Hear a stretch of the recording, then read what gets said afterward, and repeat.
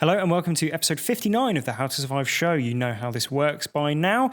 This week we are covering Blair Witch. So if you haven't seen Blair Witch, go out and watch it. It should be in the cinema. It's a recent release film and there's a lot to talk about. And if you want to comment on the film, then please get in touch. The email address is HowToSurviveShow@gmail.com, or you can find us on Twitter. That's at HowToSurvivePod. Next week we are covering another current release movie. It's called Don't Breathe.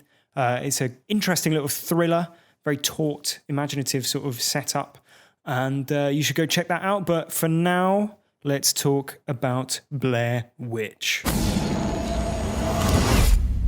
What is that? The guy who uploaded this video said it was from a tape he found in the Black Hills woods.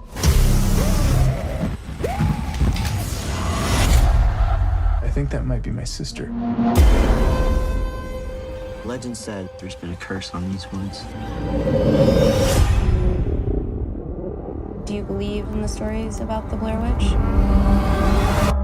Oh my God. Hello and welcome to episode 59 of the How to Survive podcast. My name is Chris, and joining me by the side of this roaring campfire is Joe. Hello.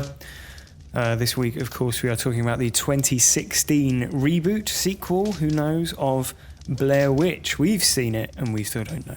Yeah. Stinker. Yeah.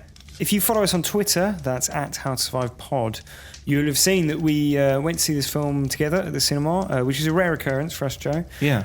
We never met properly until this week. Yeah. And beforehand, we recorded our thoughts ahead of the film as to what we predicted might take place through the course of the film. So let's hear what we had to say. Here we are then, Chris, outside the cinema, about to head in and watch the Blair Witch. This is our first outside broadcast. Yeah, absolutely. You feeling the fresh air? Yeah, no, it's good. It's nice break from the studio. So good to get out and amongst it. Predictions ahead of Blair Witch. What are your three predictions? So obviously Blair Witch is a sequel, and so my first prediction is that I just think there's going to be more. There's going to be more of everything. Yeah. There's going to be more gore. There's going to be more, more people to die. More minutes on the running time. Yeah, like more witches, more people crying into the lens. Basically, it's going to be a standard modern horror sequel. Yeah. My second prediction is I reckon we will see the titular Blair Witch. Oh, really? I think so. So you think it is a thing? I think that it is. The Blair Witch is the Blair Witch. Yeah. And finally, I think that we will see a character from the previous movie. Yeah. Yeah. I think they will feature. Odds on it's Heather if there is one. If she's in the trailer, which she is. So here's my three predictions. Sure. Someone will say, "Turn off that fucking camera." Okay. Yeah. In an aggressive sort of way. Sure. There will be some attempt made to explain the activities from the first film. So maybe the stone circles or the straw men will be explained in a completely unnecessary manner. Yeah. So like needless exposition. Yeah, taking away any ambiguity. Sure. And I don't think we're going to see a character from the original, but I think we may see some of their belongings. So maybe it's a tent or camera, backpack, sorts of things. Okay, so you're drawing a hard line at belongings. So like you can't say, if we see Heather and she's wearing a backpack, you can't go, "Oh, Heather's backpack appears." Yeah. Okay, so you're saying only their belongings, not them. They do have to appear on camera though. Okay. All right. Cool. All right, let's go in. Yeah. Right, see you after the film. So some interesting thoughts there, Chris. Yeah. Let's see how we shape up. But first, for anyone who hasn't seen the film, obviously we're going to spoil it because we're going to recap the plot for you now. And that's just so we're all on the same page. So why don't you throw on, Chris? So James, whose sister Heather was the focus of the Blair Witch Project, finds a video online which he believes shows his sister running away from something through a sort of mysterious house. Yeah, and fans of the first film will recognise that it's very similar and probably is the same house as the one from the first film. Yeah, so his sister has now been missing for 20 years, but he hopes that she is still alive, and so he enlists the help of his friends Peter, Ashley and Lisa, and goes to Burkittsville, where the original movie took place, and also gets some help from Lane and Talia, who are some locals who are obsessed with the Blair Witch myth or legend. So they head into the woods, Joe, and would you believe it? Pretty soon everything goes a bit wrong. Ashley badly wounds her foot. Strange noises echo around the wood at night, and stick figures appear above their tents. But, Joe, it transpires that the figures are actually the work of Lane and Talia, who are desperate to convince the others of the existence of the mythical Blair Witch, or, at least to convince them that it's a myth worth pursuing. Exactly. Yeah, so for their troubles, Lane and Talia are exiled from the group. After a day of walking, the group decides to go home, basically, and after a day of walking, they're hopelessly lost, much like in the first movie. And they somehow find themselves back at their previous campsite despite using a GPS. Much like in the first movie. Yeah, so using a drone, one of the modern day bits of technology they now have access to, they try to gain a bird's eye vantage point, and they appear to be in the middle of an infinite wood, which is very creepy. That night, Peter goes out to gather firewood, and a tree collapses on him. Yeah. At which point he's badly wounded, and he hears some approaching heavy footsteps. Yep. And we're seeing this from each of the characters have sort of first-person cameras, basically, that they're wearing at all times. We'll discuss this in more detail shortly. And his camera abruptly cuts out. Back at the campsite, Lane and Talia reappear, claiming to have been lost in the woods for 5 days. And they look like it as well. And they've got a bit mad, and they say it's been 5 days for them, even though it's only been a few hours for the rest of the group. Lane thinks that it's a trick, seeing the rest of the group, and runs off and leaves Talia with the remaining group members. Overnight, dozens of stick figures appear all over the tents, which is obviously not now the work of Lane and Talia. Ashley wakes up and argues with Talia before grabbing one of the stick figures and snapping it in half, which somehow causes a sort of voodoo doll-like reaction in Talia and snaps her in half as well. All hell breaks loose as the tents shoot up into the air and the group flee. So they're split up, and Ashley spots the drone from earlier, which had crashed into the tree canopy, up in a tree, and so decides to try and retrieve the drone for some reason, but she falls from the tree and again is incapacitated and then dragged off screen. Obviously we see a camera again that handily shows her being dragged off screen.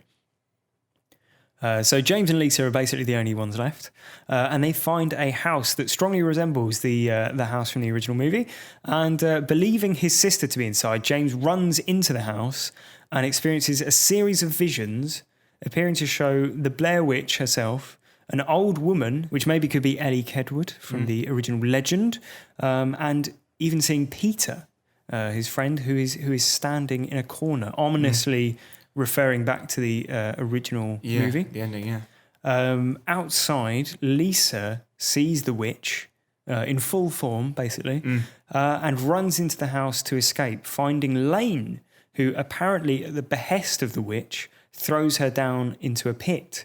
And Lisa crawls through a tunnel and escapes, encountering Lane again and stabbing him in the neck, before being chased through the house by the alien-like form of the Blair Witch. And it's at this point we realise that the tape that drew them to the wood in the introduction is in fact playing out in front of us. So the woman running away from the monster in the introductory video is not Heather, but it is Lisa, and time has looped somehow. Lisa then finds James, and the two attempt to make their way to the attic, experiencing more surreal visions, before standing facing in a corner in an attempt to escape the Blair Witch, having heard that that's how you escape her, basically, or that's how you protect yourself against her. However, James hears his sister Heather's voice and is compelled to turn around, at which point he is immediately, presumably killed. Lisa tries to make her way through the house to safety by not looking at like earlier on in the film we hear basically that if you look at the Blair Witch then you die. You die of fright. Yeah. Much like Medusa. And so she's trying to sort of back her way through the house using her camera to see. And she hears James's voice and turns round and meets the same fate as James. And her camera drops to the floor, aping the ending of the original movie. And that is how the 2016 Blair Witch plays out. So as we said, we saw that film together at the cinema. Yeah. And you've heard our predictions already? Yeah, so then we had some thoughts afterwards as to what we thought immediately after the screening. So let's hear those. All right, Chris, we've just come out of this screening of Blair Witch. Yeah. We haven't discussed it. We talked about other stuff on the way out. So we literally stood outside the cinema. What did you think of it? Oh, it was shit, wasn't it? It was, I think, one of the worst films I've ever seen. It's like, I mean, before we went in, we made those predictions, and I said, I bet it's like more of everything, and you know, like sequelitis, sort of the same shit but more of it and less subtlety. Yeah. Because the Blair Witch Project, right? You know, let's not forget that it was so underplayed originally. Yeah. That people genuinely thought it was real. Yeah. The same cannot be said about its sequel. I tell you what, that was not good at all. Every scene you remember from the first one was played out again. Yeah. But the only difference was it was like crystal clear photography. Yeah. And screaming, and every time someone walked up, it was like. Yeah, I mean, like the original had the actors actually recording on like DV tape. Yeah, there was two cameras in the original, so you could tell who the characters were that were holding them. In this, everyone's got little earpiece cameras. Right? They're recording like 4K. They've got shallow depth of field. Always find their little focal point. Yeah. It's too overproduced, and it's lacking in both the textual sort of subtlety of the original in terms of like no, it hadn't really been done in that way before. Yeah. It was all shaky and rubbish and, you know, obscured. Yeah. And both that and the contextual subtlety, which was that no one knew what the Blair Witch was or whether it was real. No one knew it was famous, right? And it was like underplayed, really under-directed, and this is much worse. What did you think of the creature design? That was poor. Yeah? Yeah, so it's like a 12-foot person who's like walking on like crouched legs. It's very strange. Oh, I mean, we'll collect our thoughts. Yeah, we'll regroup for a full session. Yeah, and I'm gonna. I mean, a lot seems to be made of them jumping through time in this one. So let's jump through time ourselves now, Joe. Yeah. And so now, Joe, it's been 5 or 6 days since we saw it. You've had time to digest, to recover. Yeah. To recover from the scariest movie ever. Yeah. So what did you think? What do you think looking back on the Blair Witch? Well, I think, or Blair Witch, sorry, as it's called. I think if you're going to talk about Blair Witch, you have to first talk about the Blair Witch Project, the 1999 movie, right? Mm-hmm. And let's start by saying that the Blair Witch Project is, I think, a marvel of modern movie making, right? Okay. And it's not like a massive feat, but it's made on a shoestring budget, right? Yeah. Eduardo Sanchez and Daniel Myrick created something which was original to the point of being visionary, right? Yeah. And even down to the production, right? They developed a style of filmmaking which basically forced their actors to become method actors. Yeah. And the marketing for the movie after it was made, on a shoestring budget, went as far as listing the actors as missing, presumed dead on IMDb, right? Sure. And that's something that wouldn't be out of place in like a J.J. Abrams production. Yeah. It's very clever, very forward-thinking marketing. Sure. And I think some people really believed it was real. Yeah. To the point of like sending Heather's mother cards saying like, "Oh, I'm sorry to hear about your daughter." Yeah. And like people that used to go out there looking for the cameras and stuff, like they genuinely thought this movie was real because it was so like authentic feeling. Exactly. Yeah, yeah. And I think you only need to watch, literally any found footage movie from the following 20 years, and you realise how influential it is, because everything plays out in every one of these films. And Blair Witch from 2016 is none of those things. Yeah. So before we saw the film, as you heard, I basically thought that we were going to it was going to suffer from like sequelitis, right? So, there'd be more of everything to the detriment of the film. And I think that's exactly how it felt when I watched it. And I want to use a sort of film studies term here. Okay. And that's verisimilitude. Okay. And just to explain that. I know you know what it means. Yeah, of course. Yeah. I taught you. So. Yeah. But it's basically, verisimilitude is basically, the rules or the logic of the film. It was crucial to the first film's success because it's you're watching a film that is positing itself as being made by these amateur filmmakers and being handheld by them, and they're wobbling the cameras around and they're really in the moment and all that sort of thing. So in the original it was great because they weren't actors or they weren't skilled actors, and they weren't trained camera operators. They were actually holding the cameras themselves, and it was poorly shot, poorly framed, and it felt convincing. It felt authentic. This does not feel authentic for a number of reasons, and the verisimilitude of the film is ruined by the unconvincing acting, because it feels a lot more stagey. I would say the crisp cinematic video quality, right? That owes to technology that is far beyond the reach of the students that these characters supposedly are. And the directed feel of the movie, because they basically early on in the film we see the table of their equipment and their technology that they have to make this, and they've got earpiece cameras, which they say are it's earpiece. You just put it on, press a button, and it records, and it's like it looks a little bit like a Bluetooth speaker. But a Bluetooth headset.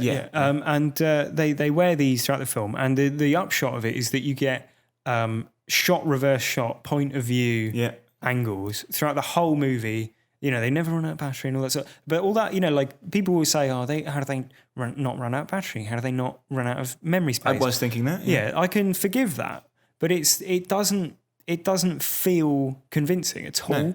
Like all of the shots are crisply in focus. They don't look like they're from cameras that are on the side of people's heads. Center framed. Yeah, exactly. It's. I feel it's disingenuous. Like you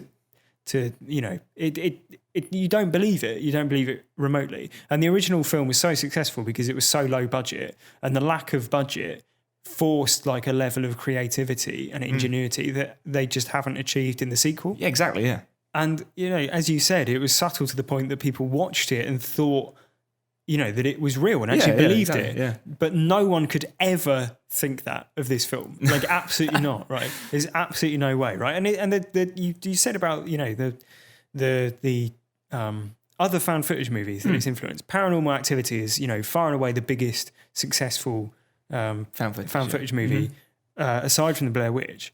And again, that was really stripped down, really low budget, simple, and again, people fell for it. People were convinced by it. Yeah. Maybe to a lesser extent than. Yeah, but I remember watching the trailer for it and thinking, "Is this what's going on?" It's and that's because of the raft of sequels that followed it and how out of hand they get. It's easy to look at Paranormal Activity and sort of turn your nose up at it. But again, at the time, it was an effective horror movie. Yeah, exactly. And it the verisimilitude of the found footage format really worked in that movie. Yeah. And the only point in this movie, Blair Witch 2016, that approached the quality of the original movie for me was the scene where Lisa has to crawl through a tunnel to get away from something behind her. She keeps it's an underground mud tunnel which is about the width of her body. Yeah, and it's very claustrophobic. Very claustrophobic. There's a couple of inches of water. There's something behind her, and she can't fit through this gap. And there's maybe a 5-minute scene of her trying to squeeze through this tunnel, and it's very effective. Yeah, because it looks convincing. There's no like, it doesn't rely on special effects or anything like that. It's just noises. Yeah. It feels like you're watching the first movie again. You know, when Heather's looking down the lens and apologising, and you know that she's crying. It's like that famous thing that's, you know, been parodied so many times. I'm sure everyone's seen it. But that's the only moment of this movie that I think approaches the original. So yeah, I mean, just to bring it back to what we were talking about earlier with those, you know, the comparison with the original film, which you can't really escape. And that had two cameras, didn't it? It had the colour camera and the DV, which was a black and white one. Sure. And that shot from two perspectives. And every scene you had two shots which were held at waist height some of the time because they were just holding the camera like as they were running around or as they were doing anything. Now, that was coherent. Yeah. But I mean, it was like overwhelming because you couldn't really tell what was happening. But it was coherent in that you knew something was happening and you knew the direction the characters were moving in. You knew who was holding the camera and you knew who was talking. Yeah.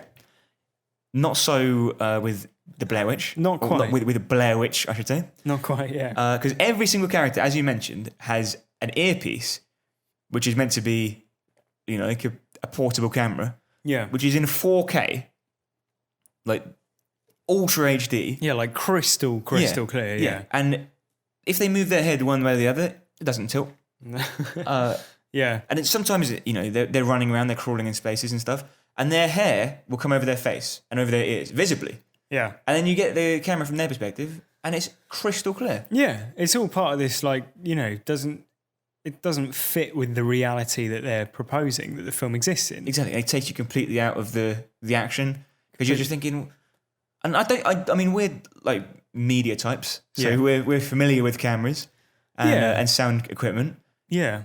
And I mean, the scene when they're in the nightclub, for instance. Yeah. So right at the start of the movie, they get all the equipment out and then they go out for, you know, a couple of beers afterwards. And they're in a nightclub, which you can tell is thumping music, and they're having a conversation, it's normal level, and it's picking up it in crystal clear quality with a slight bed under it. Sure.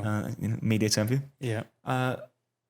do you think we're just spoiled? Well, I don't know. Like you say, we have some knowledge of like media stuff, but I think it's not convincing in the way that the original was, and like that's down to the fact that they didn't, you know, the original wasn't, you know, they didn't have a scene in the nightclub where, you know, I can guarantee you when they filmed that scene in the nightclub, there was no music playing. Everyone was just dancing in silence. All the like dozens of extras that they'd hired in this like either a set or a nightclub that they'd have hired. In the original film, they wouldn't have had that. They literally had to do it, you know, in the real place. Exactly. Yeah. So it's overproduced, basically. Definitely. And interestingly, before we recorded this, I put a call out on Twitter. Again, that's at HowToSurvivePod. For anyone who had any thoughts on Blair Witch, Paul got in touch. Hi, Paul. And he works in a cinema, and he says, this is what Paul says. I've got to say it's the most underperforming horror film we've ever shown. It's a shame. There's some interesting time travelling hinted at and going on, and excellent cinematography on display, as well as some good use of surround sound, which is slightly against the whole found footage aspect. Slightly, yeah. Yeah, it's not the worst horror I've seen. It just borrows too much from the imitators of the original, like the Paranormal Activity series, etc. So yeah, like I think that's quite telling that it's been, you know, underperforming in terms of box office. So do you think that's because people know that it's just not worth seeing? I think that there's not as much like we went to see it. It's not been out long. We went to see it, you know, evening, sort of peak time. Yeah. There was maybe like 4 or 5 other people in the cinema. Yeah. And this would have been a big movie that people were banking on. And I think the fact that they're, you know, I think that's telling, because I think people aren't interested in it because it doesn't have that, you know, viral, mysterious quality, like mystery quality that the original has. As soon as you said they're making another Blair Witch, because the entire point of the first one is that it was from nowhere. Exactly, yeah. And I guess you can say like they've tried to recreate that kind of thing by doing it in secrecy and then saying last minute, because it was originally billed as The Woods. Yeah, that's right. So Adam Wingard production of The Woods, and even the trailer came out and it's like, Woods, yeah. But then they changed it. So it's Blair Witch, and I wonder whether they were doing a 10 Cloverfield Lane sort of thing, like a bait and switch, and saying like, oh, it's it's a movie. Like It's in the spirit of the Blair Witch or whatever. Yeah, exactly. Yeah, but there's it's, no way. It's a definite sequel. And it was always intended to be so. Yeah. And like I remember when the trailer for The Woods came out before we knew it was the Blair Witch, and Adam Wingard, he directed You're Next, which we loved. Podcast favourite. Yeah, he's directed The Guest, which is a sort of thriller. Maybe we'll cover it one day. He's a great director. I was really excited to see him doing like a interesting looking horror movie. And the moment that I found out that it was a Blair Witch sequel, I was disappointed. Yeah. And like they did that 10 Cloverfield Lane thing of only announcing it a couple of months before it comes out. But 10 Cloverfield Lane was a good film. Yeah, a J.J. Abrams produced film. Like outside of the context of its marketing, it was a good film. Yeah. I don't think that this is a good film. No. It's very, very weak. Yeah. I mean, the jump scares, we haven't mentioned these. Very easy to, grind an axe for jump scares being cheap in films. But this really laid them on thick. And it was, for a found footage movie where they're meant to be wearing body mics and just Yeah, it doesn't work because why would you possibly have just a shrieking, slamming cymbal noise every time someone walked into another person? It doesn't make any sense. Yeah, so I think what was telling for me is that by the time we get to the what I would call the main horror sequence, which is at the end of the movie, right? Which is where they find the house, which may or may not be in the context of the lore of the movie. Right, yeah. Rustin Parr's house, which is the same house as in the original. Mm-hmm. Maybe there was a serial killer who killed a lot of children there. Yeah, who knows? It seems to be suggested at least. Yeah. So that's the scene where the surreality of the film comes to the fore. You get all the hallucinations and things like that. It feels very influenced by, I don't know if you know, PT, the video game, which is like a Silent Hill, it's like a demo for a then cancelled Silent Hill game. But it's very similar to that, and I'm sure people who are listening to this have seen it. And if not, if you search on YouTube for PT, then you'll find it. But the scenes in the house towards the end are by far the best, I think, part of the movie, really, in terms of horror, imagery and all that sort of thing. Well, it's the first time they actually show you anything. Yeah, exactly. I mean, and that's not always. I mean, Blair Witch didn't show you anything, and that was part of the charm of it. Was you don't get to see it, and it's that's the real horror. Is what's going on. Yeah. Whereas this one, you already know all that anyway. Yeah. And you're just going through the motions, recreating the scenes that were good in the first film and not good in the second film. So then when you finally get the last 15 minute where it's oh, here's what's actually going on. That's when it gets interesting. Yeah, because there's sort of theme of throughout the film that sort of time and space is being manipulated somehow. Yeah. So Lane and Talia, they disappear and then they come back and it's been 5 days from their perspective, but only a few hours from the main group's perspective, which is an interesting development of the story. But again, it's indicative of the explaining too much sort of feel. And again, they go through this house, and that's supposed to be the real racking up the tension point of the film. And I don't know if you noticed when we were in the cinema. I saw you checking your watch a few times. I was checking my watch a few times, but I also for that whole part of the film, I had my fingers in my ears, and I'll tell you why. It's not because I was scared. It was because I was sick to death of the jump scares throughout the movie because it's cheap. It's anyone can jump if you just go up behind them and go, "Rah!" Make a loud noise in their ear, right? And it's the equivalent of that. And it's not I watch horror movies because I like the it's like a roller coaster feel. Yeah, exactly. And you get great sort of mythology and creature design, all that sort of thing. But if it's just here's a collection of scenes and then every so often someone will just come in from the side of the shot and go, "Ah!"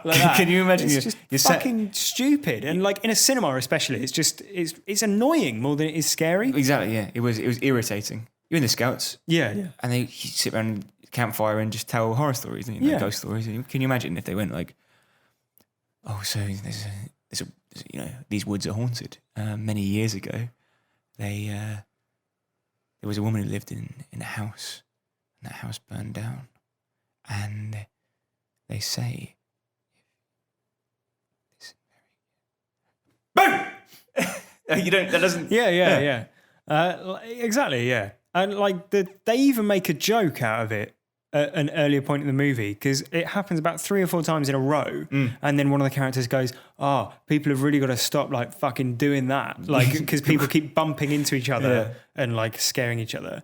Like, just because you're making a joke out of it doesn't excuse doing it in the first place. Right? I read on the doing my in-depth research for the film. Yeah, and then all the usual places. All the usual places.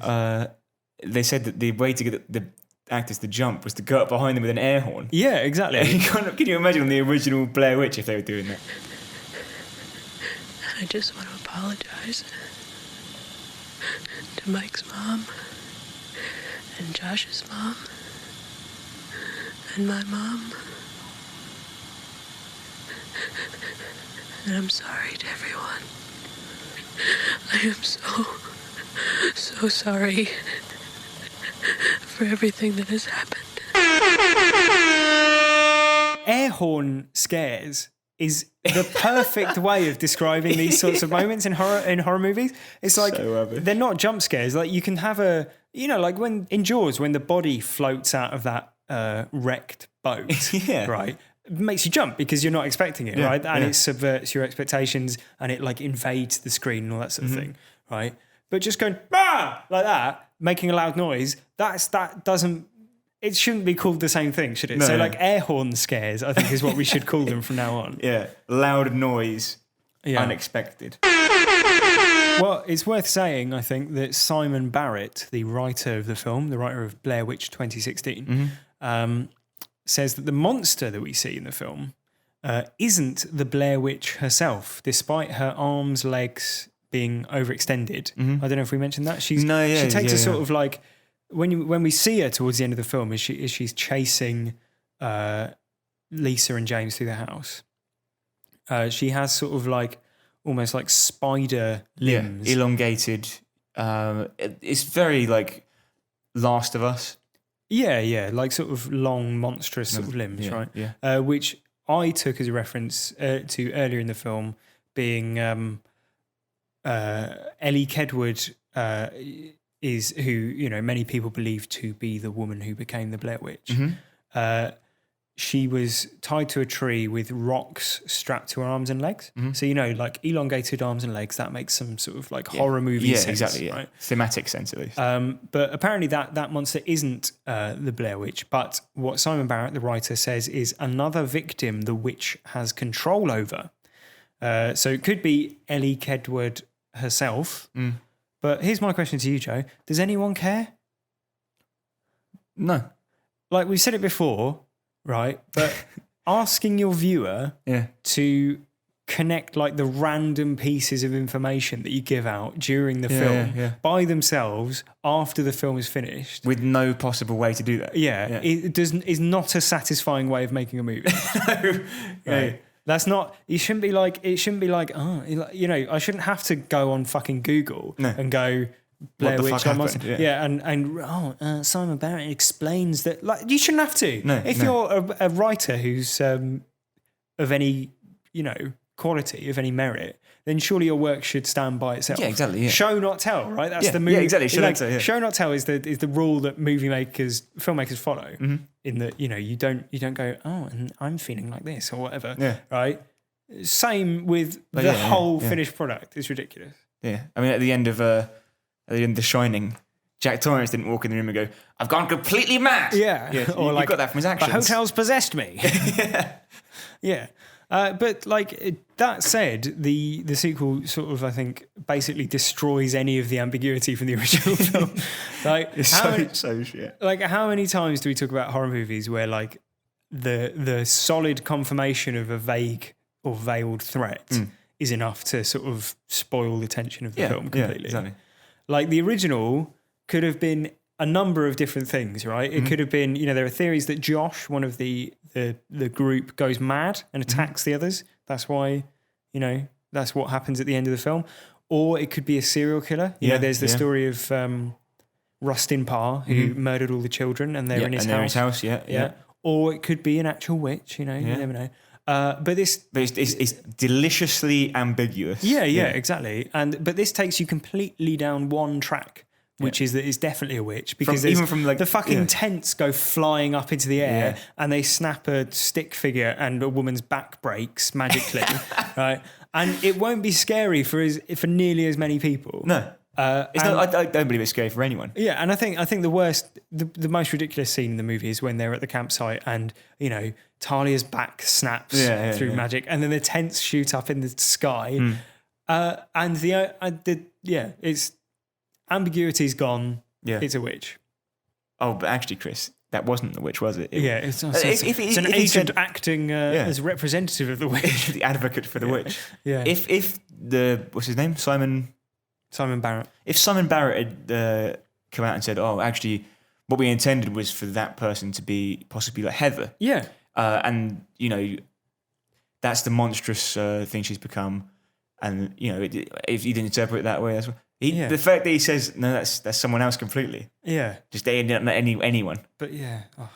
But it's not. That doesn't look human. That's the thing. It makes sense if it was the witch and it's like a ghoulish monster. I mean, we like to say, Chris, what do we know about the villains when we watch these films? Yeah. Like Freddy Krueger, oh, we know he goes in your dreams. Yeah. Jason Voorhees, oh, we know he's we don't know much about Jason.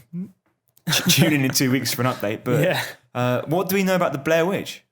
Well, it's difficult to say, isn't it? Because we see through the various sort of hallucinatory, surreal images, we see either the sort of stick insect woman. Yeah. We see an old woman in sort of old style clothing appears at one point. Or it could be something more nefarious. Like she clearly has some sort of control over like time and space. Yeah. And like the wood, maybe. I remember you saying the flashing lights at one point were like a UFO. Well, it could have been. Yeah, it could have been. There's a scene where they're in the attic and there's a sort of what appears at first to be sort of a UFO type thing, or it could be like the sun rising and then setting because she's speeding up to But who knows? But the point is, there's too many questions. Like they've given you some answers, and it gives you too many questions after. They've answered the wrong questions and set out bad new ones. Eventually, yeah. Yeah. So where does that leave us, Joe, when it comes to talking about how we would survive? It's quite a hard one because as soon as you go into those woods and you're under the witch's spell, under her influence, there's not much you can do, is there? No, well, because it's difficult to survive at all given the sort of apparent magic of the Blair Witch. I mean, once you're in those woods, I mean, the rules don't apply. Yeah, well, you mentioned rules. We like films that set out the rules. This is not one of them. No. For example, I had the idea that a rope, right? Imagine, let's say hypothetically, I know this is breaking our rules for the podcast, but hypothetically you have a length of rope that stretches from the campsite all the way back to the car. Okay? Yep. Like, would it lead back there or would it like cut when the witch moves stuff about? It would rot, wouldn't it? Because it's Would that, or like there must be something sort of metaphysical going on. Well, I think personally, my interpretation of the film, because I watched Blair Witch the same day we went to see. Yeah. I mean, I watched Blair Witch Project when we went to see the Blair Witch. I think if not in the first one, then certainly in the second one, they're trying to suggest that when you cross the river is when it's like a point of no return. Right. Because that's when weird things start happening in both films. But let's say you had a rope that stretched from your, went over the river. Right. So it's a really, really long rope. Yeah. So like, and this is another point that I want to bring up, right? So there must be something metaphysical happening, right? We can all agree that, like Lane, he hears voices. Towards the end of the film, James, he thinks he hears Heather's voice. Yeah. But we don't hear it, right? So it must be inside his head. Yeah. Yeah. Would you agree? Like he must be being influenced. He's hallucinating that. Right. So you said hallucinations, right? Mm-hmm. So like James, when he's running through the house and he hallucinates Peter standing in the corner. Yeah. Or he sees the old woman right in front of him. Yeah, but are they hallucinations? Because they're on camera. They're on camera. Yeah, exactly. Yeah. Right. So there must be something literally physical going on as well. Right. So there is, there's something tangible because the cameras are picking it up. Yep. Right. They're not individual. They're not always individual sort of hallucinatory things. No, but those do exist as well. But yeah. So there are two types of hallucination at play. Yeah, exactly. Personal and sort of external illusions. Yeah. Right. Yeah. The Blair Witch. Right. What you asked what we know. Yeah. Right.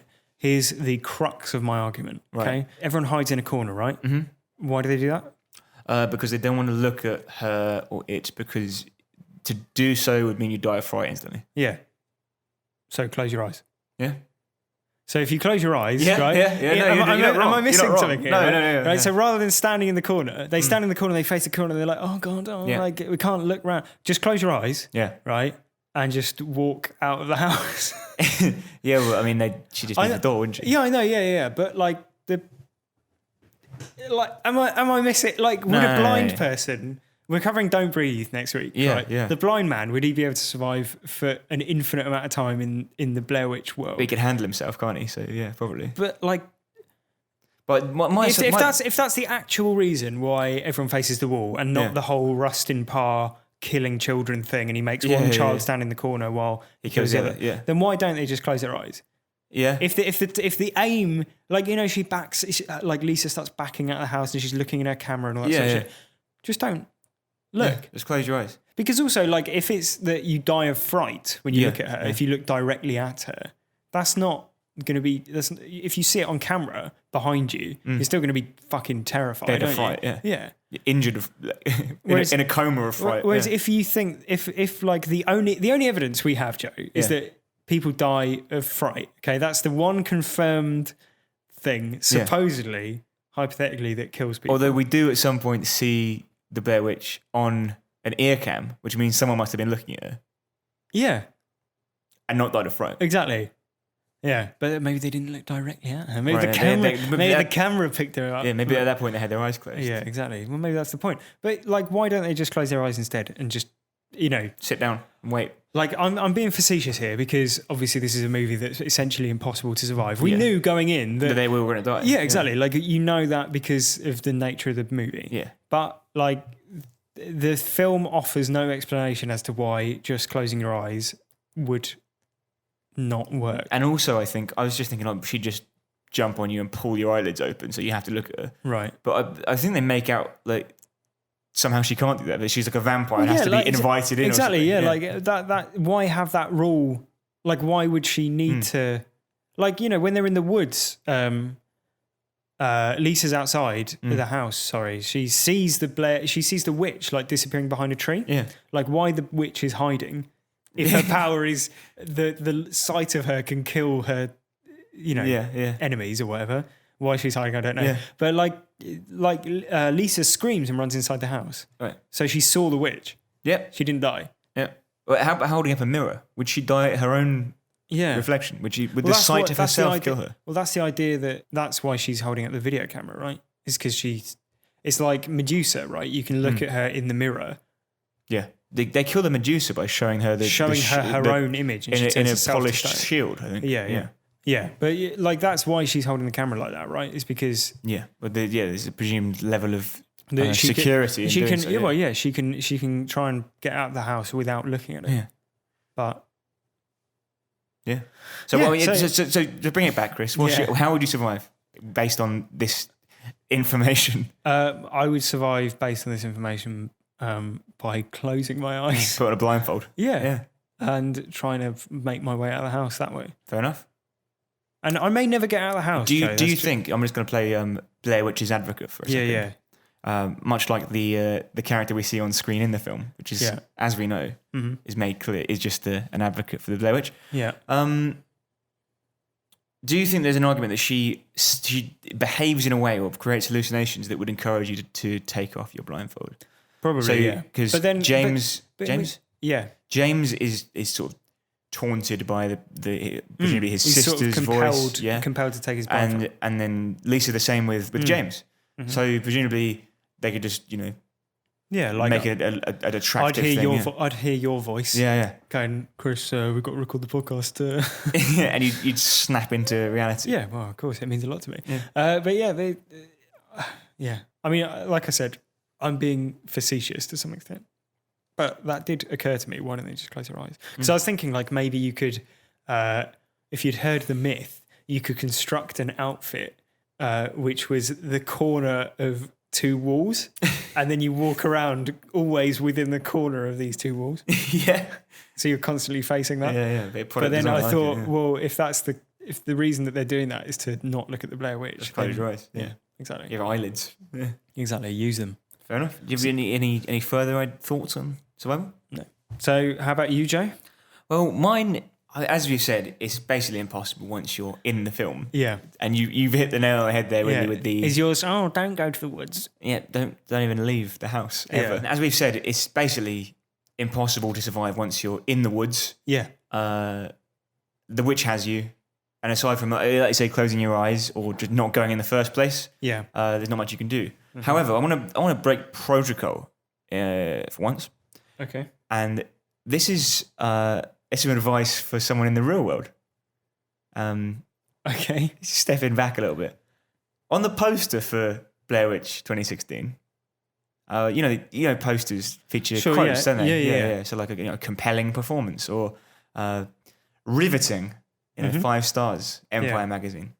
There was one, Chris, that stuck out, and it said, one of the scariest movies ever made. Right. And that's Brad Misker. Brad Misker there, Chris, from Bloody Disgusting. Yeah. You've heard of Bloody Disgusting, haven't you? Yeah, it's like a horror movie website. Yeah, a blog, yeah. Now Brad Misker founded that site, Chris. He's one of the co-founders. And he therefore should have seen... all the horror movies. Well, a significant number. Yeah. And now Brad Misker, Chris, he thinks that this is one of the scariest ever. Yeah. Now, I don't know what he includes in, like, the scariest. Maybe that's every film ever. Maybe by sheer, like, by its own existence, it is included in the capture of, like, it is a scary film because it's a film. I don't think so. I think something more sinister is happening. Because I've seen the film. I've seen Blair Witch. Mm-hmm. You've seen Blair Witch. Yeah. Is it scary? It depends. Well, it depends what, Is it one of the scariest films you've ever seen? It's not, no. Not for me personally. Do you find it even slightly believable that the owner of a horror website who had presumably seen hundreds, if not thousands, of horror movies would consider this to be the scariest movie ever? Or one of the scariest movies ever? No, I don't believe that. So I did some research. Okay. Brad Misker wrote in May of this year about a movie called The Woods, which, as we said, is the working title of Blair Witch. Well, it was the pseudonym for Blair Witch before they wanted to reveal it. Yeah, the Blue Harvest sort of thing. Sure. Right? Yeah. Interestingly, I thought the premiere screening of The Woods, everyone went in and there were posters everywhere for The Woods in the foyer of the cinema. Yeah. And they went in and watched the movie, and as they came out, the posters had been replaced with posters for Blair Witch. Okay. Sounds cool, right? Yeah. But the fact that it's a Blair Witch movie is revealed within the first 40 seconds of the film. Yep. So, yeah, that's ridiculous. Yeah? Yeah, sorry to interrupt you. Yeah, I agree. Yeah. So Brad Misker, right? As we say, May of this year, he wrote an article in which he says, "A new beginning for horror films." Yeah. And you've heard that quote as well, haven't you? Yeah. It's also on the poster. Mm-hmm. Two quotes on the poster. 2 different quotes on the poster. Yeah. Okay. And he says in this article, written on Bloody Disgusting, which he owns, every few years, a genre movie comes along that changes everything. Only we've been waiting for that game changer since the 2009 release of Paranormal Activity. This all changes on September 16th, 2016, when Lionsgate leaves audiences lost in The Woods. Right? Mm-hmm. Bloody Disgusting readers already know director Adam Wingard, who helmed VHS, VHS2, not to mention the awesome The Guest and You're Next. But when The Woods releases this fall, he'll become a household name. The Woods is written by his longtime collaborator, Simon Barrett, and while many of the details are being kept submerged, it does involve a group of college students on a camping trip who discover they're not alone. Right. So he's just rewriting the press release, right? Yeah. Which is fair, that's standard practice. Yeah. For online journalism. He says, Lionsgate is starting the hype early, having just released the first teaser for what will be known as one of the scariest movies ever made. Okay. That's the quote. For what will be known as one of the scariest movies ever made. Based on the trailer. So he's not seen the film at this point? No, he's seen the trailer for The Woods. Okay. Not The Blair Witch. Yeah. So, well... It's the same film. Yeah. So within the verisimilitude of this article, he has not seen the film, right? He's basing that on the... So how does he have the knowledge that it will be known as one of the scariest movies ever made? But presumably he's been paid to say it. Well, so is your...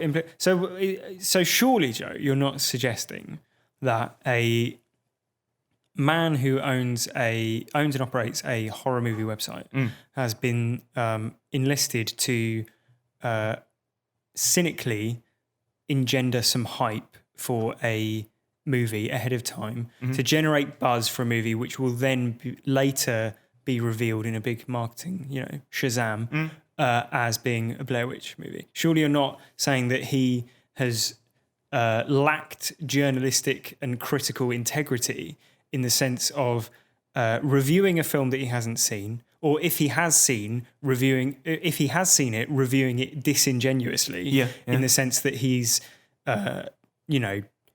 saying that, oh, it's the woods, it will be one of the scariest movies ever made. And surely you're not saying that those quotes are then used as, despite the fact that they are supposedly not based solely on a trailer. That is a mysterious trailer, a very good trailer, but not one that reveals anything about the movie, which is obviously intentional. Well, that's not for me to say.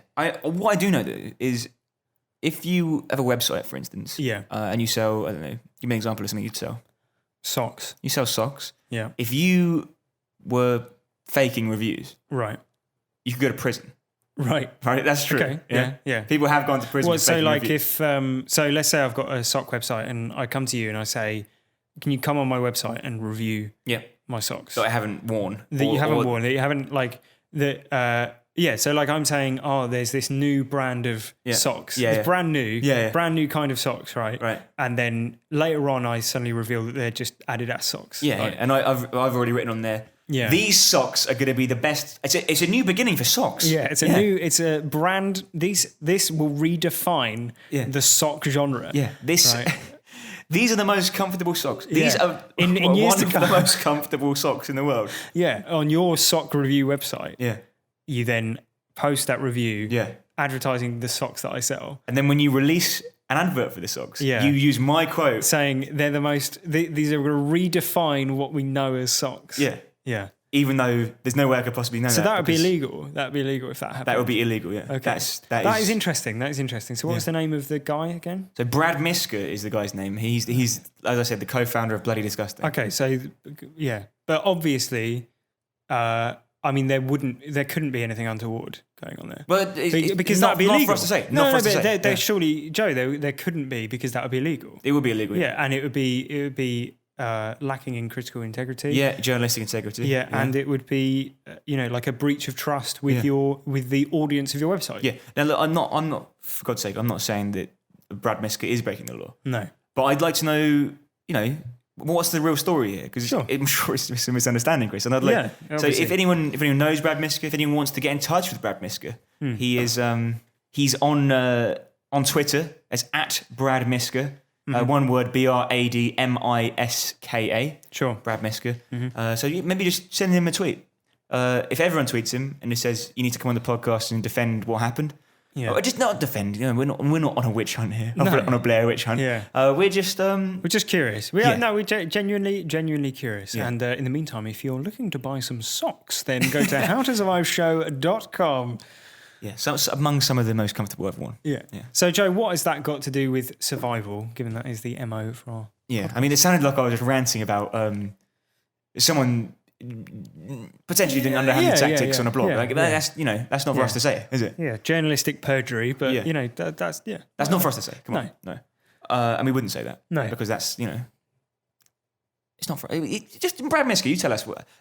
In all seriousness, it just sounds like the usual sort of rewriting a press release, and then the people who have used that, who have issued that press release, then reusing those quotes that they themselves have written in the first place. Because I'd imagine on the original press release it said this will redefine, this will be one of the scariest movies ever made. And then Brad Miska has just written that out, and then they've come to Brad Miska and say, this article, we're going to quote you here. Or maybe they haven't even done that, because I'm sure they do that. They just put things on posters. And then they can say Brad Miska has said this is one of the scariest movies ever made and quote him.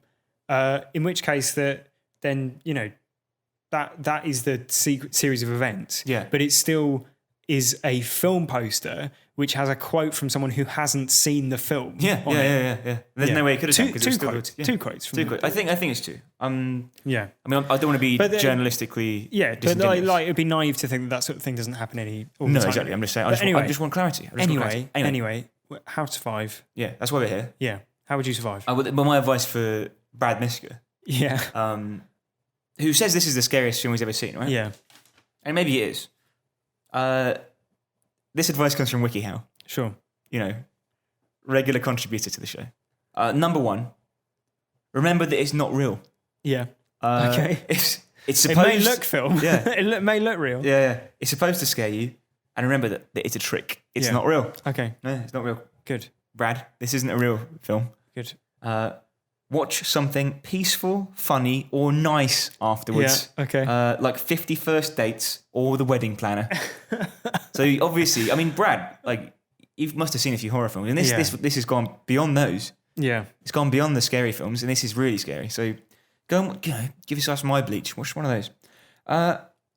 Remember, Brad, the movie industry invested tons of effort in making their movies look real, right?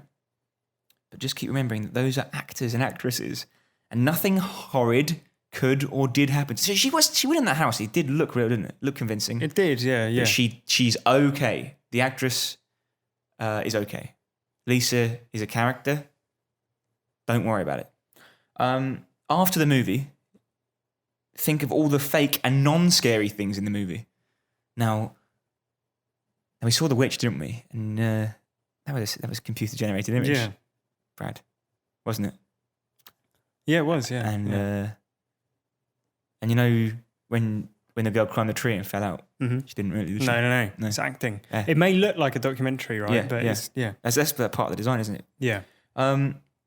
Brad, think of something positive or something you're doing the next day. Maybe you got a nice press release to write up. you look forward to that tomorrow, Yeah. can't you? So it looks scary now, doesn't it? Looks scary now, but tomorrow you can write about another press release. That's a nice thing to do. Imagine the scary scene over and over in your mind, and that help to get through it. I mean, that does sound like you're focusing on obsessing over a memory, but that's fine. When it seems creepy, make fun of the movie with a friend. That's something nice to end on there. You can make fun of it with your friends here. Yeah. At the How to Survive podcast. Exactly, just as we have. And if you want to make fun of any movies that you've seen just to help you sleep at night, then, and I mean help you sleep at night because of, horror movies, they're scary, not because of any sort of, loss of integrity that you might be suffering. I forgot to say, yeah. Then the email address is howtosurviveshow@gmail.com. The Twitter handle is @howtosurvivepod. And don't forget to leave a review for us on iTunes. 5 stars is the language of love. Yep. If you enjoy the podcast, and tell your friends about it as well. We always appreciate you spreading the word. Yeah. And for some of us who may be under the spell of a Blair Witch, I mean, the next episode is about to start in 5 seconds. Yeah. For everyone else, it's 7 days from now, and it's going to be Don't Breathe. Yeah, Don't Breathe, another recent horror movie. It might still be in the cinema where you are, and it's well worth checking out. So make sure you do that. And join us back here next week, front and centre, for some more action.